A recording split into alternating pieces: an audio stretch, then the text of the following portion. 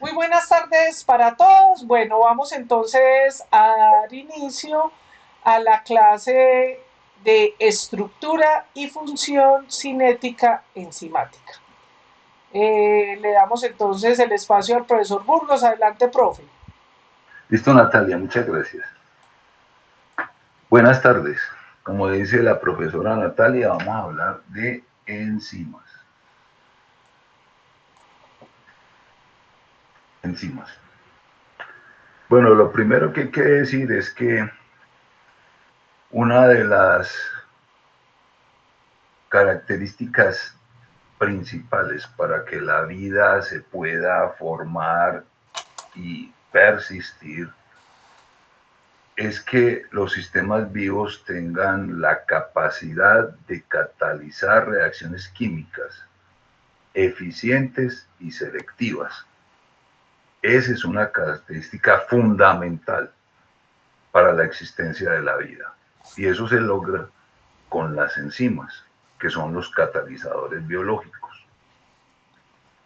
Porque los sistemas vivos se han estructurado, se han formado en unas condiciones muy suaves de temperatura y de pH, generalmente con un pH cercano a la neutralidad, con una temperatura muy baja, como en el caso nuestro de 37 grados. Esas condiciones tan suaves no permiten que hayan cambios químicos importantes y menos cambios selectivos. En esas condiciones tan suaves, prácticamente todos los constituyentes celulares son muy estables, o sea que la posibilidad de que una molécula esté contenida en la célula, haga algún cambio químico en esas condiciones tan suaves, eso prácticamente es muy difícil, casi que imposible.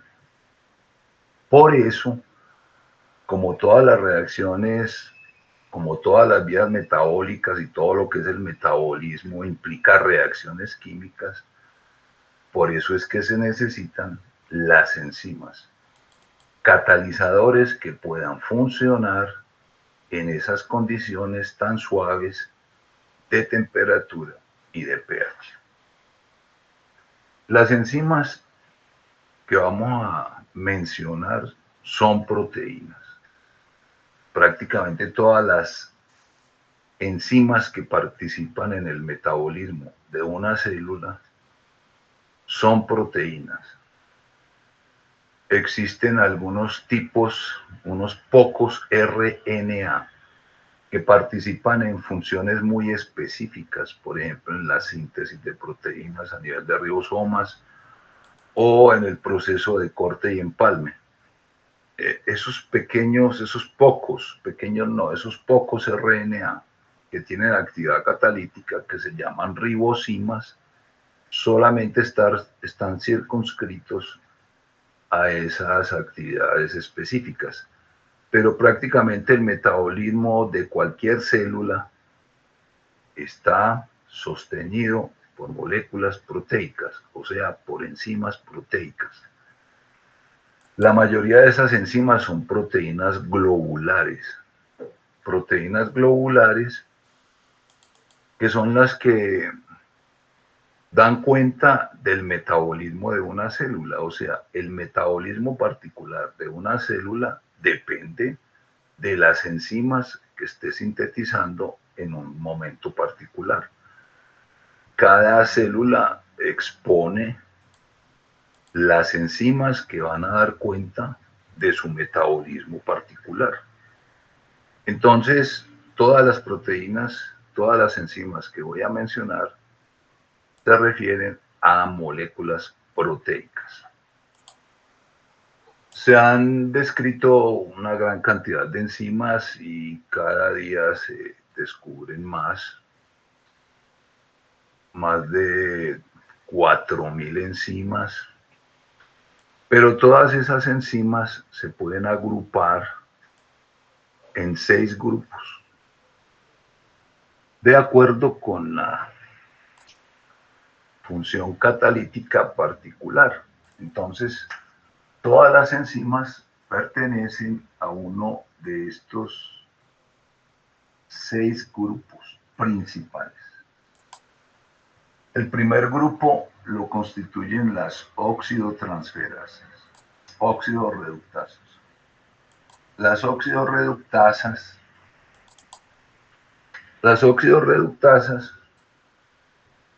como el nombre lo sugiere, son enzimas que participan en reacciones donde ocurren transferencias de electrones, o sea, donde se movilizan electrones entre un agente reductor, un agente oxidante.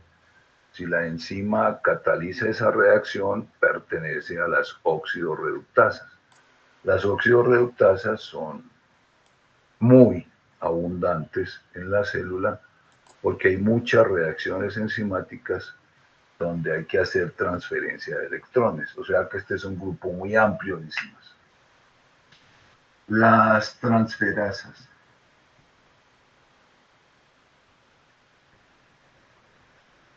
Las transferasas, como el nombre lo sugiere, son enzimas que participan en reacciones en las cuales un grupo químico se transfiere desde una molécula a otra molécula. Una enzima que cataliza una reacción de estas de transferencia de grupo es una transferasa. Por ejemplo, cuando se transfiere un grupo fosfato, cuando se transfiere un grupo metilo, etc.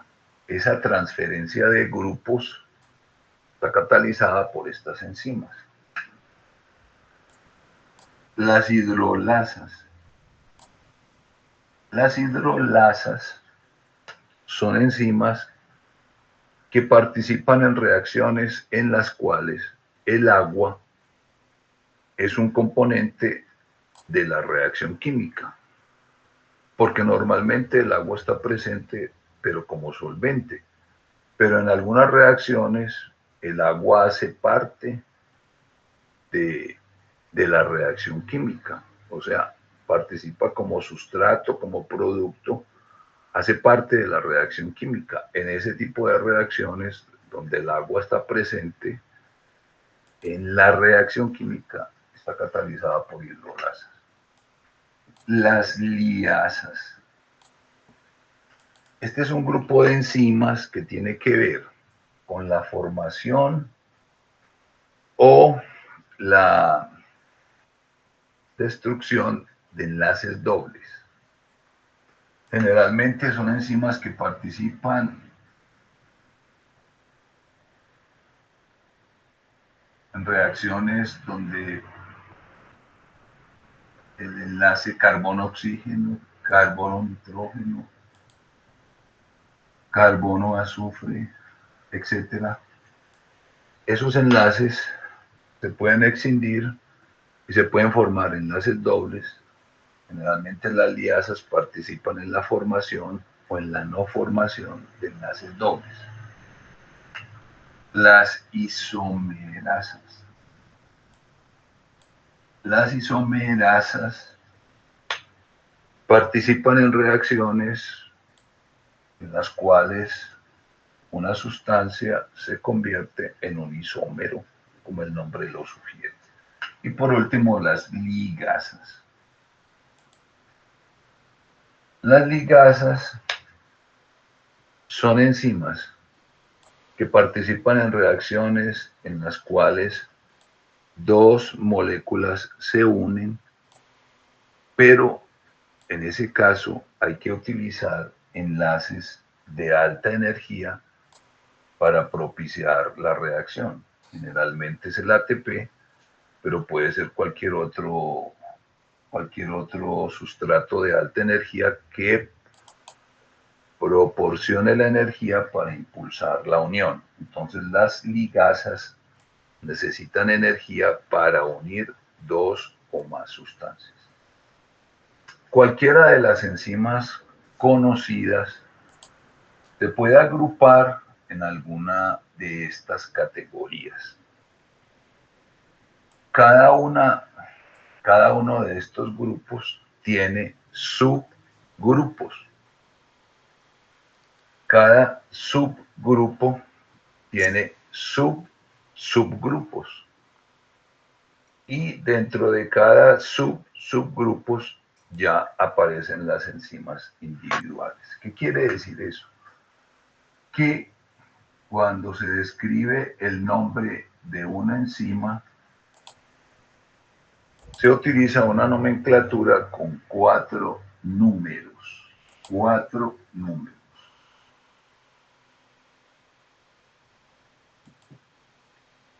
El primero es de 1 a 6 porque incluye el grupo. El segundo incluye el subgrupo. El tercero incluye el subgrupo. Y el último ya individualiza la enzima particular. O sea que cualquier enzima tiene una codificación internacional dentro de la clasificación internacional de enzimas y por eso cada enzima tiene asignado un número de 4 dígitos que corresponden a la enzima respectiva. Eso en cuanto a la clasificación. La otra forma de abordar las enzimas tiene que ver con su constitución química. Solamente un puñado de enzimas, muy pocas enzimas, son funcionales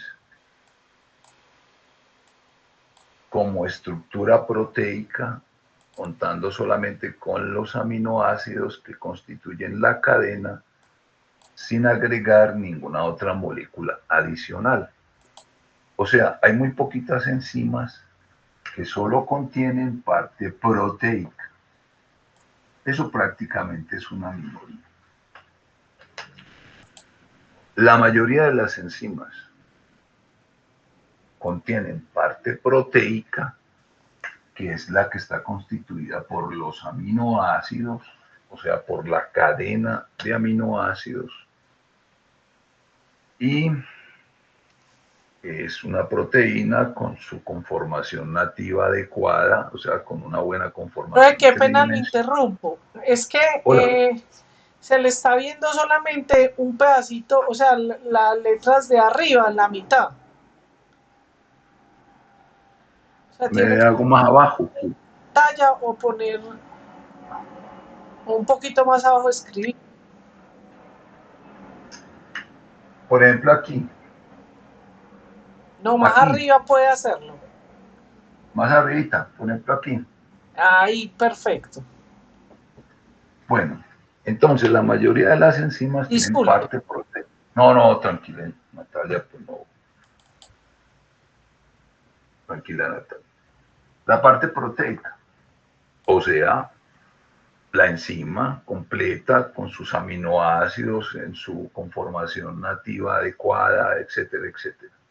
Pero repito, esto es una minoría. La mayoría de las enzimas tienen la parte proteica, que es lo que constituye pues la proteína bien conformada, pero necesitan una parte no proteica adicional.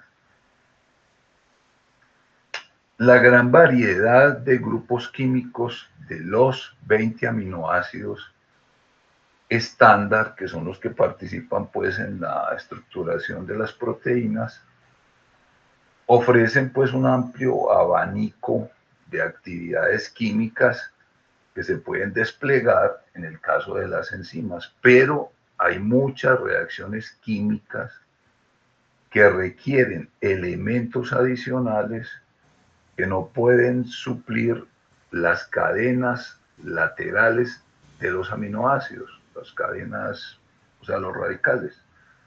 Esos elementos adicionales que no pueden ser suplidos pues por la parte proteica, se tienen que anexar con sustancias no proteicas.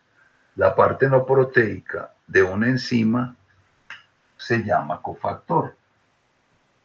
Y el cofactor tiene que agregarse a la enzima una vez que la enzima se sintetiza hay que agregarle el cofactor. Los cofactores pueden ser de dos tipos. Los cofactores metálicos, o sea, un metal. Más o menos un tercio de todas las enzimas conocidas necesitan un metal. Los metales, esa es la función principal de los metales que tenemos que incluir en la dieta. Los metales hacen parte de las enzimas porque proporcionan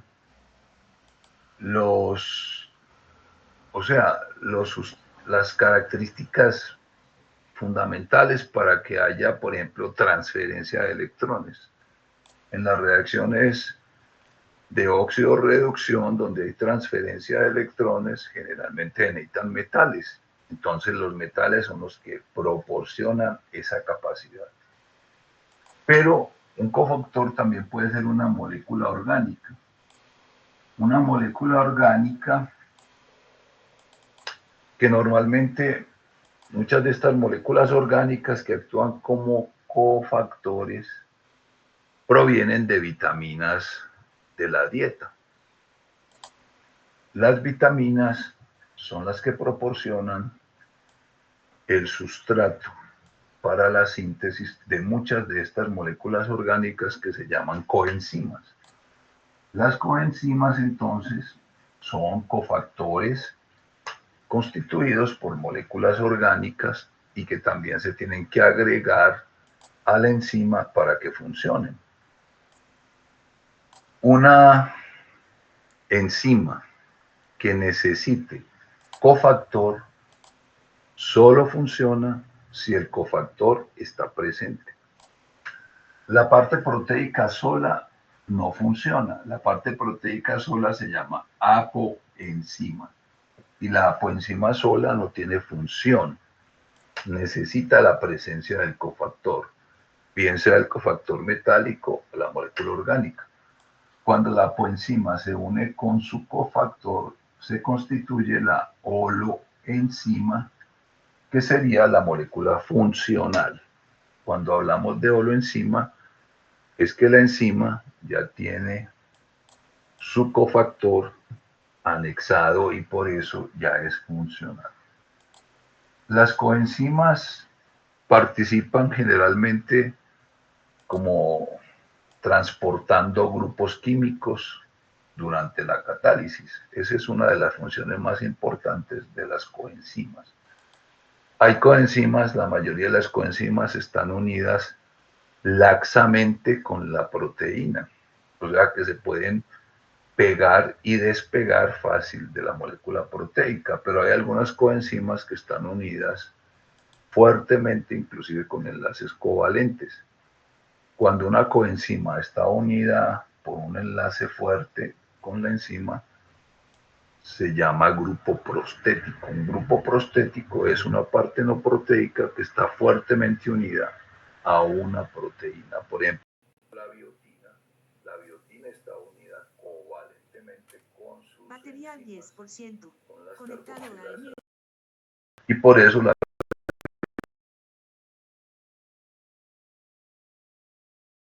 un grupo prostético. Entonces, estas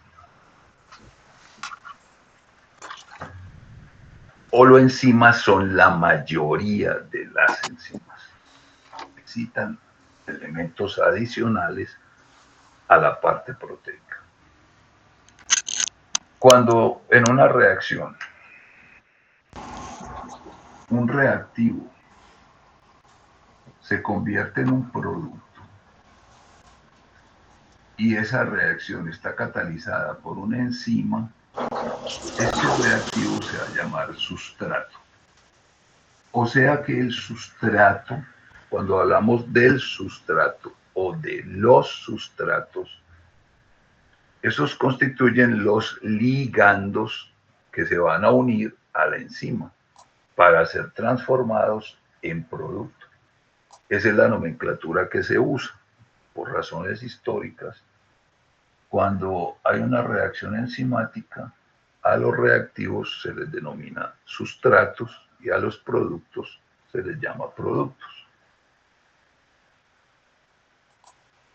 Cuando se considera una molécula enzimática en su conjunto, o sea, desde el punto de vista tridimensional, en una molécula enzimática, que como les dije ahorita, la mayoría son enzimas, son proteínas globulares, que tienen todas las características que ya mencionamos en otro capítulo sobre proteínas, o sea, tienen su nivel primario, secundario, terciario y algunas llegan al nivel cuaternario. Están bien conformadas, están en conformación tridimensional. Pero sobre la superficie de la enzima, sobre la topografía de la enzima, siempre se forma un pequeño espacio que es como un bolsillo, como si fuera una bolsa. Ese bolsillo o bolsa que se forma sobre la topografía de la enzima, ese bolsillo que involucra algunos aminoácidos, no todos los aminoácidos, muy poquitos aminoácidos, ese bolsillo se llama el sitio catalítico. Y se llama el sitio catalítico o sitio activo porque dentro de ese bolsillo es donde van a aparecer los grupos químicos que van a transformar un sustrato en un producto. Esa bolsa, ese bolsillo, que casi siempre es una hendidura hidrofóbica en muchas enzimas para excluir la entrada de agua. Ese bolsillo hidrofóbico o ese bolsillo, ese sitio catalítico, está constituido por radicales de aminoácidos que no son contiguos en el nivel primario. Por eso se considera que el sitio catalítico es una propiedad espacial, porque el sitio catalítico solo aparece cuando la enzima está bien conformada. Cuando la enzima está bien conformada, aminoácidos que pueden estar muy dispersos en el nivel primario se agrupan cuando la enzima adopta la conformación tridimensional final. Esos aminoácidos se agrupan y constituyen el sitio catalítico. O sea que no son aminoácidos contiguos en el nivel primario, están distantes, pero la tridimensional los acerca. Por eso se dice que el sitio catalítico es una propiedad espacial. Si la molécula pierde su conformación nativa, lógicamente desaparece el sitio catalítico. Por eso una enzima desnaturalizada pierde su funcionamiento, también pierde su solubilidad, pero pierde su funcionamiento porque el sitio catalítico desaparece. En una enzima desnaturalizada el sitio desaparece. Entonces, el sitio catalítico es una propiedad espacial. Solo aparece si la enzima está bien conformada. La otra cosa importante es que si la enzima necesita metal o coenzima o las dos, el metal, la coenzima, tienen que estar ubicados en el sitio catalítico, porque es aquí donde va a ocurrir la transformación del sustrato o de los sustratos en producto. Entonces, el sitio catalítico es la parte más importante de la enzima. Y una enzima pues debe tener mínimo un sitio catalítico. Hay enzimas que pueden tener más de uno, pero generalmente tienen un sitio catalítico. ¿Por qué el sitio catalítico es tan importante? Porque el sitio catalítico es el que atrae en primera instancia al sustrato y lo mete dentro del sitio catalítico.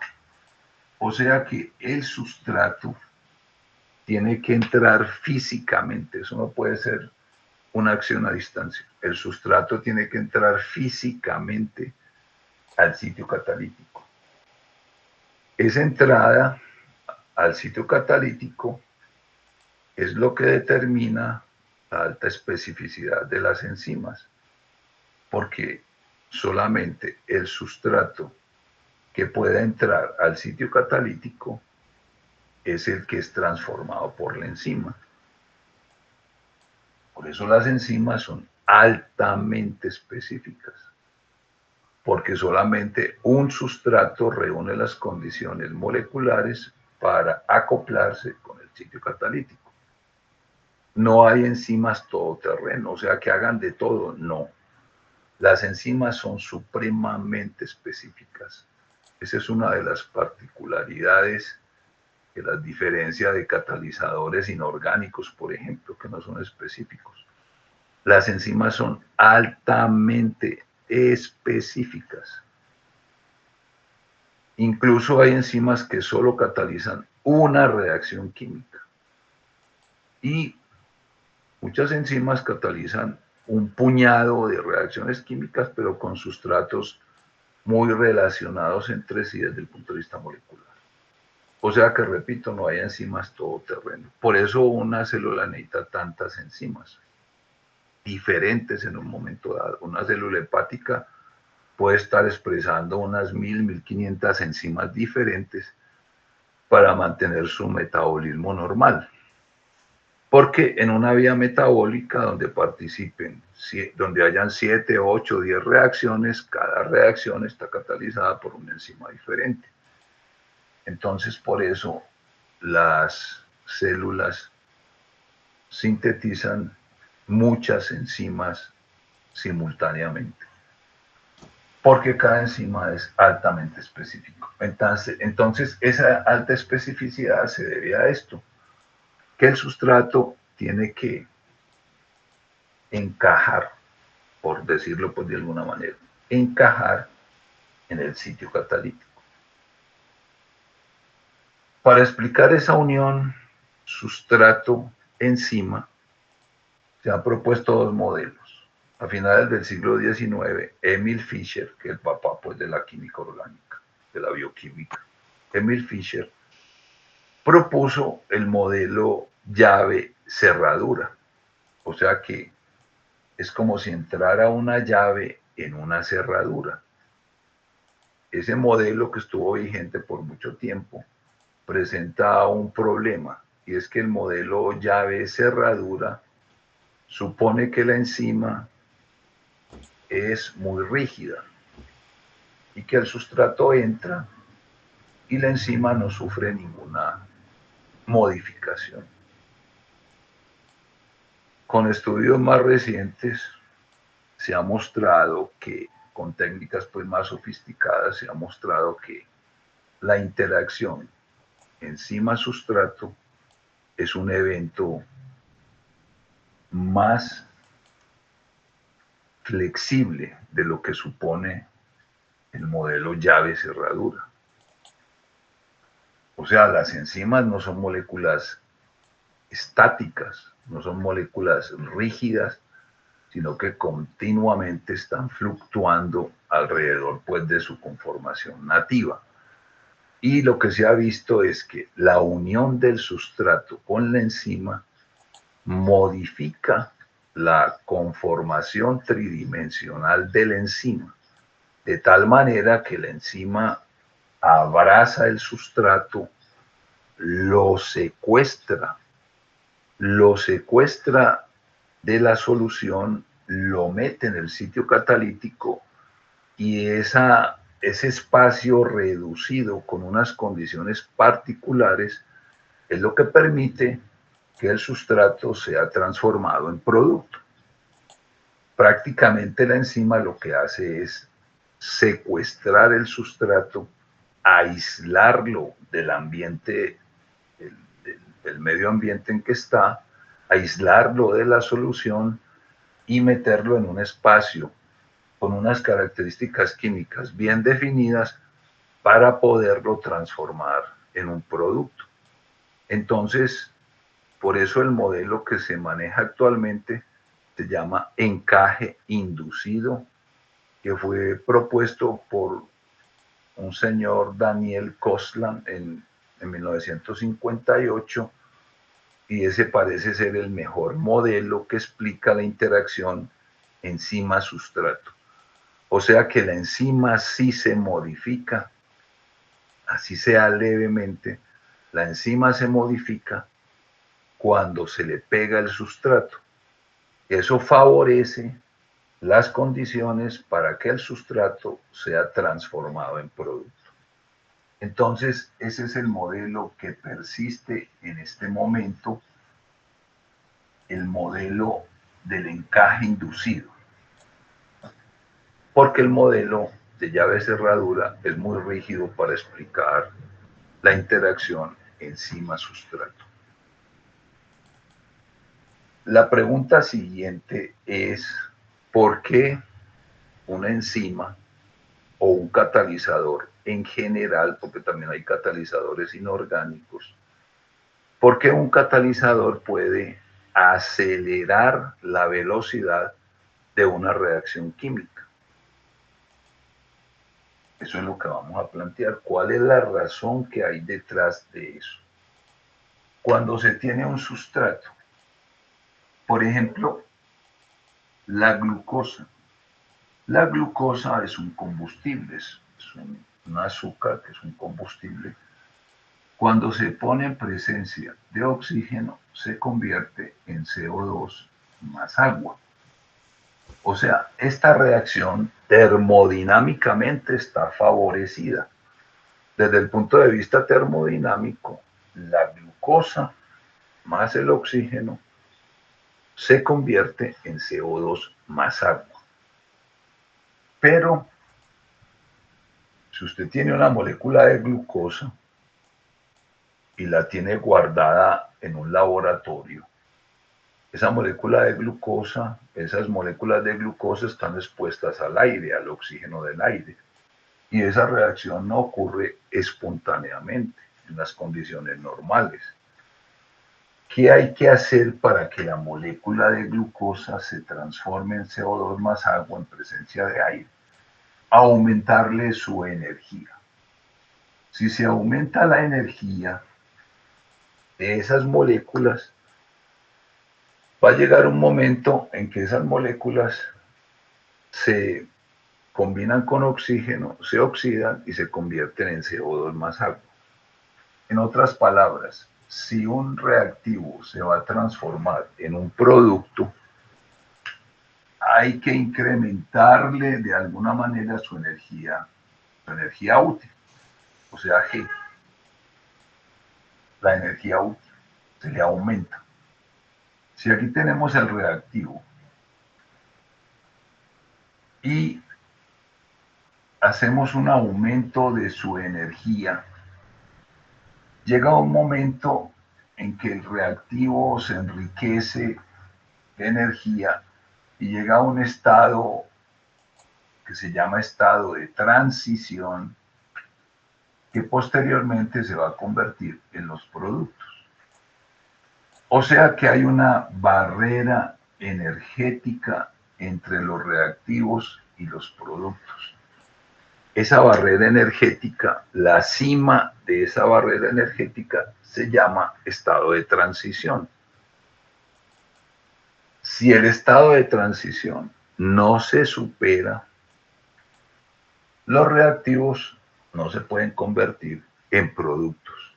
O sea que eso es una barrera. ¿Por qué es importante que exista esa barrera? Eso garantiza la estabilidad de las estructuras, o sea, de las moléculas.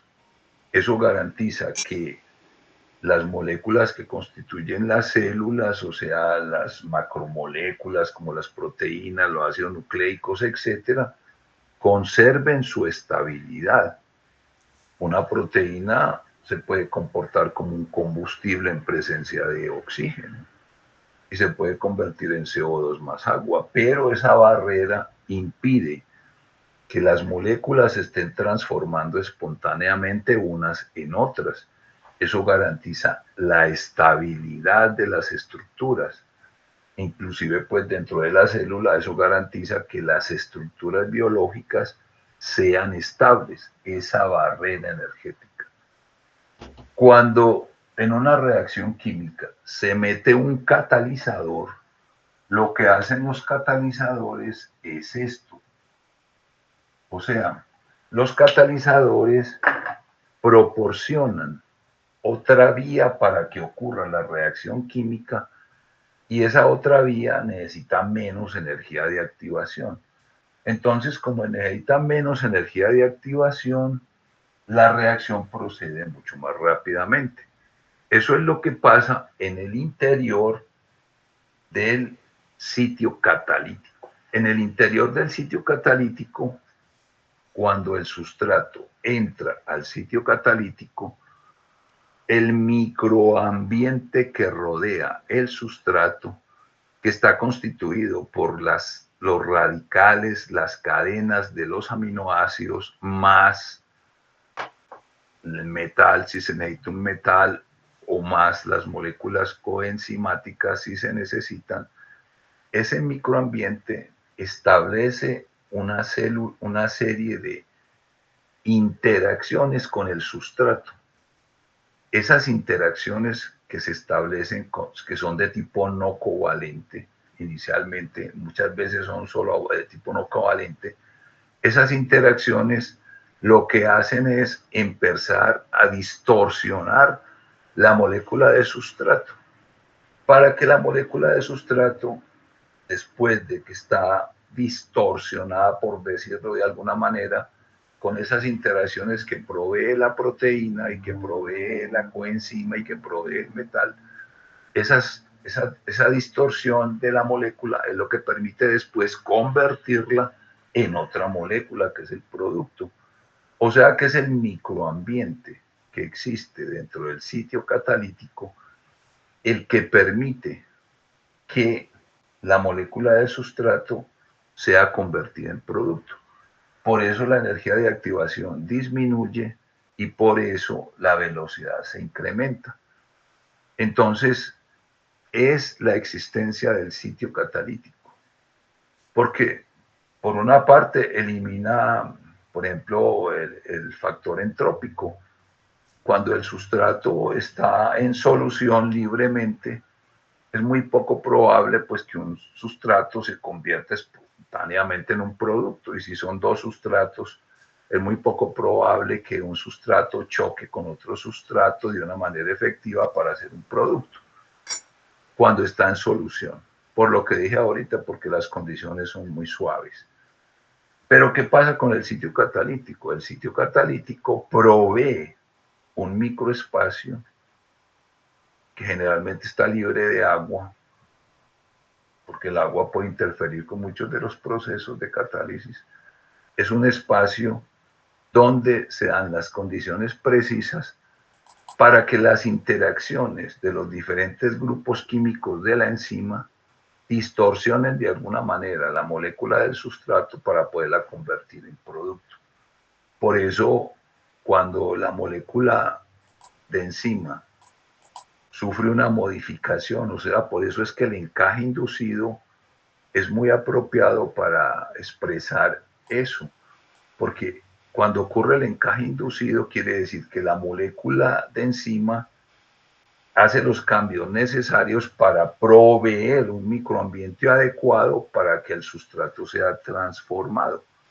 Entonces, esa disminución de la energía de activación es lo que explica por qué los catalizadores catalizan, porque aumentan la velocidad, porque disminuyen la energía de activación, es decir,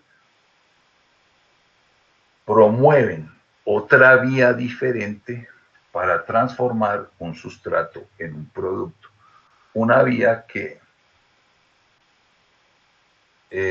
necesite menos energía de activación. Entonces, esa es la forma en que la enzima modifica la estructura del sustrato para convertirla en producto. Cuando nosotros consideramos una reacción química cualquiera, por ejemplo, esta reacción química, que un sustrato se convierta en un producto, pues que es una reacción sencilla de isomerización, un sustrato convertido en un producto. ¿Cómo se cuantifica la velocidad de una reacción química? La velocidad es un término que deriva de la física, la velocidad. La cinética estudia la velocidad. La velocidad es un término compuesto. ¿Qué quiere decir que es un término compuesto? Que necesita dos variables. Dos variables. Un cambio de una variable sobre un cambio de otra variable. O sea, es un término compuesto. Pero casi siempre la variable inferior es tiempo. Tiempo. O sea que es algún parámetro que varía en el tiempo. Eso es velocidad en términos generales. O sea que puede ser cambio, por ejemplo, espacio sobre tiempo. Puede ser crecimiento sobre tiempo, etcétera. O sea, cualquier variable que se pueda medir un antes y un después, o sea, cómo cambia entre un antes y un después, eso puede cuantificarse en términos de velocidad. O sea que la velocidad es un término compuesto. Cuando tenemos una reacción química, ¿qué es lo que cambia en el tiempo? ¿El sustrato o el producto? Vamos a mostrar que realmente lo que cambian son los dos. Si yo tengo una reacción tan sencilla como esta, o pues una forma más general que es esta, un sustrato A que se convierte en un producto, o un reactivo A que se convierte en un producto B. Si yo tengo el tiempo cero, si esto es tiempo y esto es concentración, si yo tengo en el tiempo cero, el tiempo cero es el tiempo que todavía no permite, pues no ha sido impulsada la reacción no ha sido impulsada, o sea, no existe reacción todavía. En el tiempo cero, lógicamente, la concentración de A sería la máxima y la concentración de B sería cero, porque todavía no hay reacción. A sub cero, B sub cero. Pero cuando se impulsa la reacción, el comportamiento de este reactivo es este. Este es el comportamiento del reactivo. Y este es el comportamiento del producto. Como se puede apreciar, los dos varían en el tiempo. A medida que disminuye la concentración de A, simultáneamente se aumenta la concentración de B. O sea que la velocidad de una reacción química se puede medir de dos maneras. Midiendo cómo desaparecen los reactivos en el tiempo o midiendo cómo aparecen los productos en el tiempo. Depende del método que uno tenga para medir la velocidad, pero por cualquiera de las dos formas se puede medir la velocidad de esa reacción química. Si la reacción procede con suficiente tiempo, o sea, si le damos tiempo a la reacción, lo que se observa es que las concentraciones de reactivos y productos se estabilizan en el tiempo. O sea, las concentraciones llega un momento en que se estabilizan y ya no van a variar en el tiempo, se hacen constantes.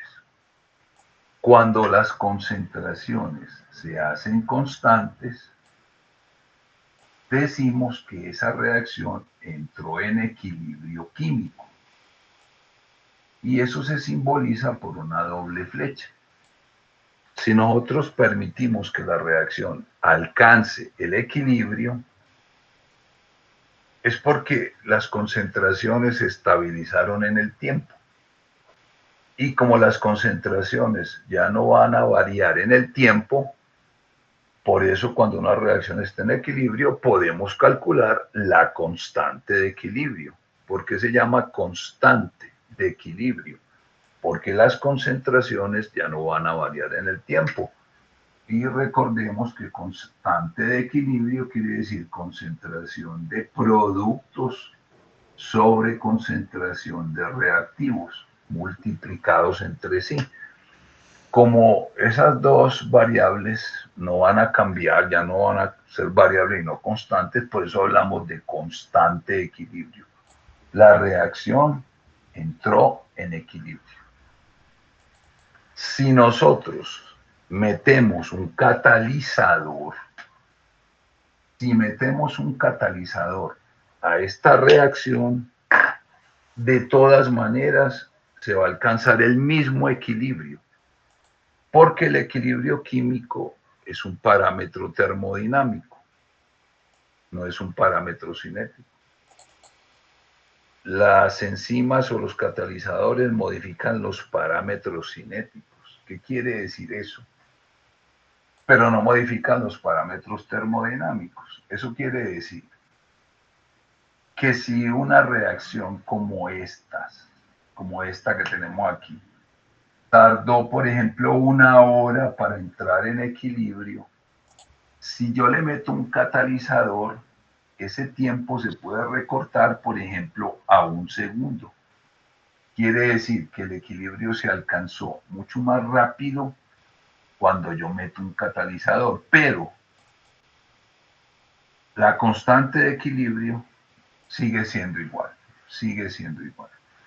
La constante de equilibrio, con o sin catalizador.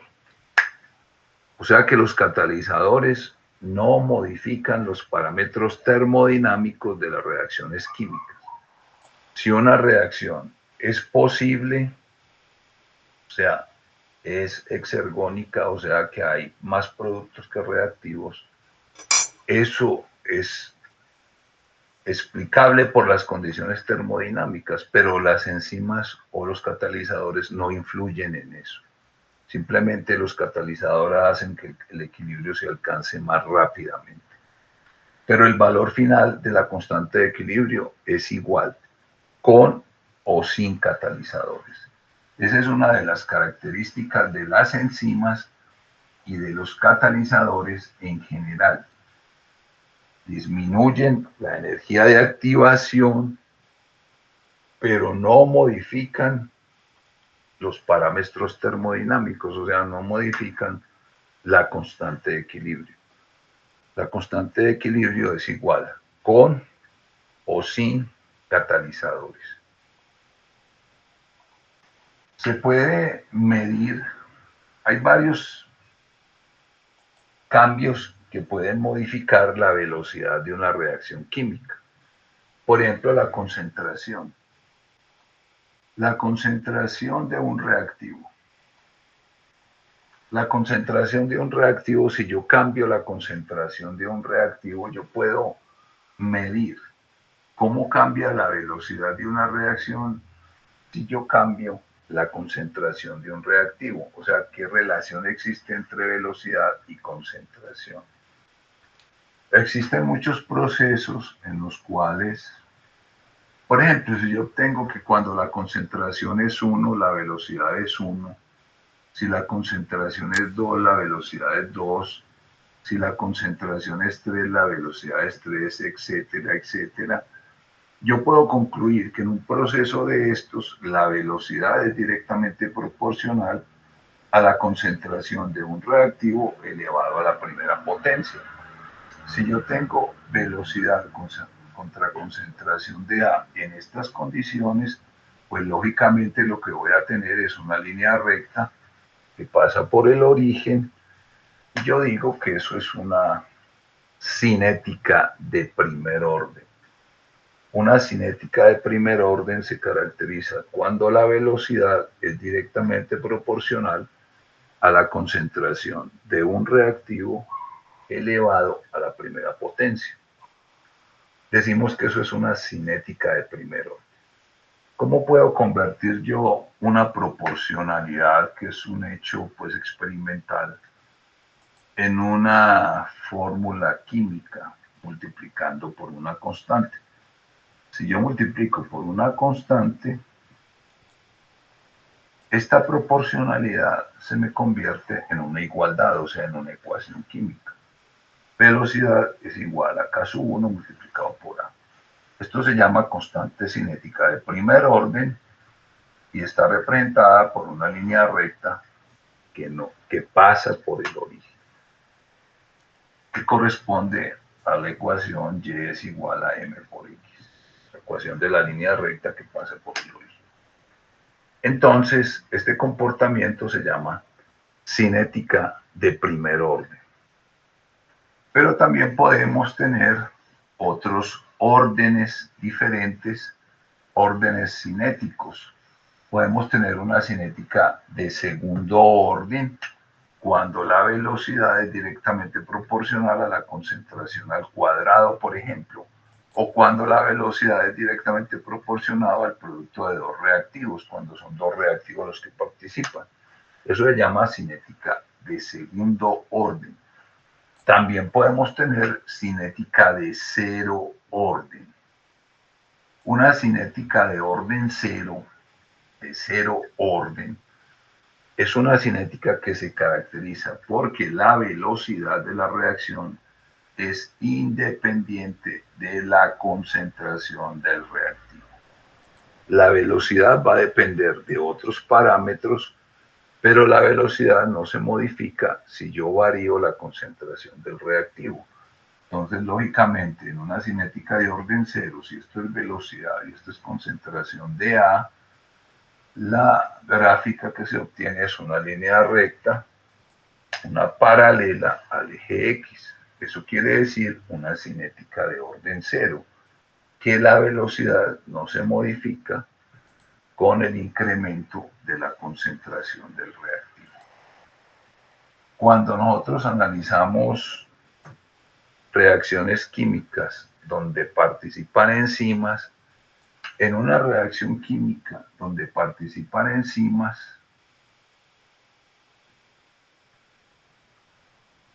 también se puede hacer una medición de la velocidad de la enzima a distintas concentraciones de sustrato. Cuando yo tengo distintas concentraciones de sustrato y yo mido la velocidad de una enzima a esas concentraciones de sustrato que varían manteniendo la concentración de enzima constante, o sea, para hacer esta gráfica, para yo hacer este estudio de velocidad contra concentración de sustrato, estoy suponiendo que la concentración de enzima se mantiene constante. Cuando yo mido la velocidad de una enzima a distintas concentraciones de sustrato, lo que se observa es esto. A bajas concentraciones de sustrato, la enzima, la reacción se comporta como una cinética de primer orden. Después va cambiando a una cinética de orden mixto, y cuando tenemos un exceso de sustrato con respecto a enzima, la velocidad se hace constante y tenemos una cinética de orden cero. Aquí es una cinética de primer orden, aquí es una cinética de orden cero, aquí tenemos una cinética de orden mixto o indeterminado. Esta característica, esta cinética, es la que se observa en muchas de las enzimas, no en todas, pero sí en una gran cantidad de enzimas observamos este comportamiento cinético. Este comportamiento cinético se llama cinética hiperbólica porque esto está representando una hipérbola rectangular. Realmente es como una hipérbola rectangular. Una hipérbola rectangular,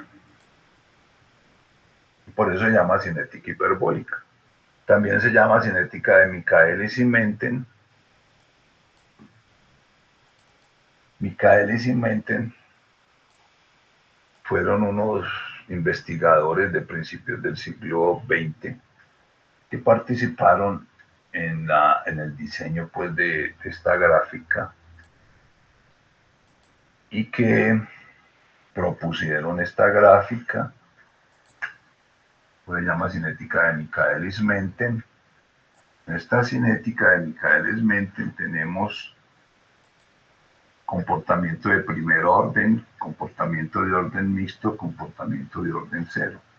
El comportamiento de orden cero nos está hablando de que la enzima puede alcanzar un tope máximo de velocidad que se llama velocidad máxima. O sea, las enzimas se pueden presentar velocidad máxima. Cuando están en velocidad máxima exhiben una cinética de orden cero. ¿Cómo podemos analizar estos diferentes sectores de la gráfica? En este primer sector de la gráfica, cuando la cinética es de primer orden, en este primer sector de la gráfica, las condiciones que tenemos son que la concentración de enzima es mucho mayor que la concentración de sustrato. Cuando la concentración de sustrato está muy por debajo de la concentración de enzima, la cinética que observamos es de primer orden. Pero a medida que vamos agregando más sustrato, la cinética se va transformando en una cinética mixta y en una cinética de orden cero. Una cinética de orden cero se caracteriza porque la concentración de sustrato es mucho mayor que la concentración de enzima. Por eso los comportamientos son diferentes. Cuando la concentración de sustrato es mucho mayor que la concentración de enzima, decimos que el exceso de sustrato saturó la población enzimática. O sea, todos los sitios activos disponibles fueron ocupados por sustrato y por eso la velocidad no se incrementa porque todos los sitios activos están ocupados. Entonces decimos que la enzima está saturada por un exceso de sustrato. Porque aquí la cinética es de primer orden. Esta cinética es de primer orden porque hay un exceso de enzima con respecto al sustrato. Entonces la posibilidad de que un sustrato encuentre un sitio catalítico despejado es muy alta y por eso la velocidad se incrementa al aumentar la concentración de sustrato. Este comportamiento que es típico de la mayoría de las enzimas, entonces se llama cinética hiperbólica. Existe una ecuación que corresponde a esta gráfica. La ecuación es esta: velocidad es igual a V máxima por concentración de sustrato sobre Km más concentración de sustrato. Esa ecuación es una ecuación de una hipérbola rectangular que corresponde a esta gráfica que tenemos en el tablero. La velocidad es igual a la velocidad máxima multiplicado por la concentración de sustrato sobre Km más concentración de sustrato. Observen que todos los términos menos 1 aparecen en la gráfica. Esta velocidad corresponde a esta velocidad, o sea, los distintos valores que asume la velocidad que se reflejan en este eje Y La concentración de sustrato son los distintos valores de sustrato que se reflejan en este eje X.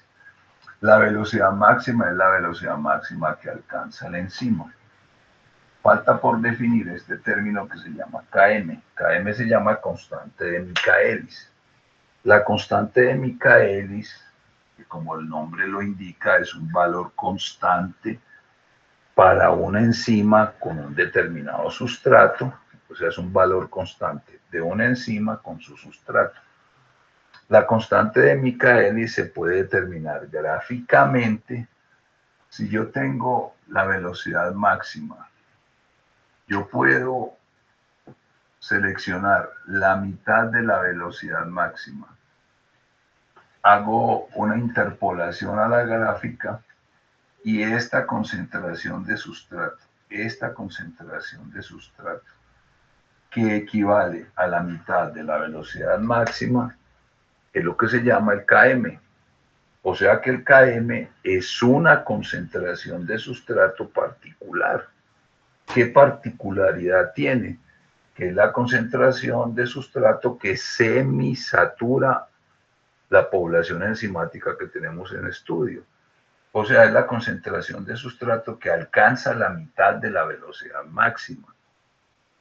Por eso las unidades de Km son unidades de concentración. Por ejemplo, milimolar, nanomolar, micromolar, etc. Porque es una concentración de sustrato particular. En las condiciones fisiológicas normales, la mayoría de los sustratos se mantienen por debajo del Km, o sea, en este sector de la gráfica. Eso quiere decir que mantienen pues una reserva. La mayoría de las reacciones químicas se mantienen en este sector de la gráfica, o sea, por debajo del Km. Entonces el Km tiene esa característica, que es la concentración de sustrato que semisatura la velocidad máxima. Que semisatura el sistema, o sea, llega a la mitad de la velocidad máxima. En algunas situaciones el Km se puede considerar como análogo de una constante de disociación, o sea, el Km se puede considerar como una medida de la afinidad de la enzima por el sustrato. En algunas situaciones particulares puede ser un indicador de afinidad de sustrato por la enzima. El Km entonces se mide en unidades de concentración y cada enzima tiene un Km característico para cada sustrato. Cuando se analiza la gráfica hiperbólica, desde que se publicó por a principios del siglo XX, se encontró que esta gráfica hiperbólica tiene un problema inherente a la gráfica. ¿Cuál es el problema que tiene esta gráfica? Que una hipérbole rectangular es una gráfica asintótica, o sea, es una curva asintótica. ¿Qué quiere decir que una curva es asintótica? Que tiende a infinito. O sea que la hipérbola rectangular que caracteriza a la cinética hiperbólica tiende a infinito. ¿Eso qué implica? Que la velocidad máxima que yo anoto aquí siempre va a ser aproximada, porque yo nunca voy a tener una concentración de sustrato en el infinito. O sea que esta velocidad máxima, si yo utilizo esta gráfica, va a ser aproximada. Y si el Km lo determino con la mitad de la velocidad máxima, quiere decir que este Km también va a ser aproximado. Entonces, ese es un inconveniente cuando se está trabajando con enzimas, que la velocidad máxima y el Km sean aproximados. Desde los primeros años después de publicar esta gráfica, se propusieron varios métodos para resolver ese problema de las aproximaciones. Voy a mencionar un método que fue propuesto por ahí en la década de 1930-40, que se llama el método de los dobles recíprocos. El método de los dobles recíprocos es un método que permite resolver el problema de las aproximaciones que surgen de la gráfica hiperbólica. Entonces, el método de los dobles recíprocos se basa en lo siguiente. Desde el punto de vista matemático, yo puedo convertir una ecuación de una hipérbola rectangular en una ecuación de una línea recta que no pasa por el origen, o sea, que tiene intercepto en el eje Y. Estas dos gráficas, desde el punto de vista matemático, son equivalentes. Yo puedo transformar una ecuación de esta gráfica en una ecuación de esta gráfica, haciéndole una manipulación matemática. Una gráfica de estas corresponde a esta ecuación, y es igual a m por x más b. Esa es la ecuación de esa línea recta, en donde b es el intercepto sobre el eje y. Cuando la gráfica pasa por el origen, pues simplemente es y es igual a mx, pero si tiene intercepto, se agrega el intercepto. Entonces, esta gráfica corresponde a una ecuación de una línea recta que no pasa por el origen. Entonces, un par de señores de apellido Leineweber y Burke, otro señor de apellido Burke, estos dos señores, a mediados del siglo XX, propusieron una transformación que se llama la transformación de Leineweber-Burke o la transformación de los dobles recíprocos. Lo que hicieron estos señores fue manipular la ecuación de la hipérbola rectangular. O sea, esta ecuación B es igual B máximo por S sobre Km más S. Esta ecuación la transformaron en una ecuación de una línea recta que no pasa por el origen. Lo primero que hicieron fue invertir la ecuación. O sea, 1 sobre B es igual a Km más S sobre B máxima por S. Invirtieron la ecuación. Pues eso matemáticamente es aceptable. Cuando invierten la ecuación, observan que aquí hay un factor común de estos dos términos. Entonces ellos amplifican ese factor común. Amplifican ese factor común. B máxima por S, B máxima por S.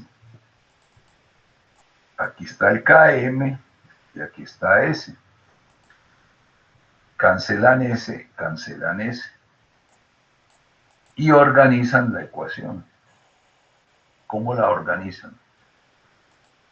1 sobre B es igual Km sobre B máxima multiplicado por 1 sobre S más 1 sobre B máxima. Esta es la ecuación de los dobles recíprocos. Si yo le digo a 1 sobre B, lo identifico con Y, si Km sobre B máximo lo identifico con M, o sea, la pendiente. Si 1 sobre S lo identifico como S. Y si 1 sobre B máxima lo identifico con B, yo tengo una ecuación de una línea recta que no pasa por el origen. O sea que si yo utilizo 1 sobre B, aquí sobre el eje Y, 1 sobre S sobre el eje X. La ecuación que me da corresponde a una línea recta que no pasa por el origen. ¿Cuál es la ventaja de esto? Que este intercepto sobre el eje Y, que corresponde a 1 sobre B máxima, ya me da un valor exacto de la B máxima. Y se puede demostrar que si yo prolongo la recta, este intercepto en el lado negativo de X corresponde a menos 1 sobre Km. O sea que utilizando los dobles recíprocos es posible resolver el problema de las aproximaciones, porque voy a tener una gráfica con la posibilidad de encontrar la B máxima exacta y el Km exacto.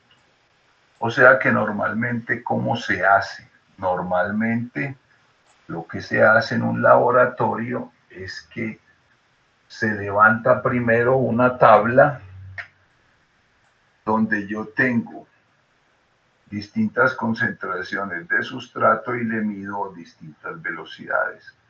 Si yo tengo distintas velocidades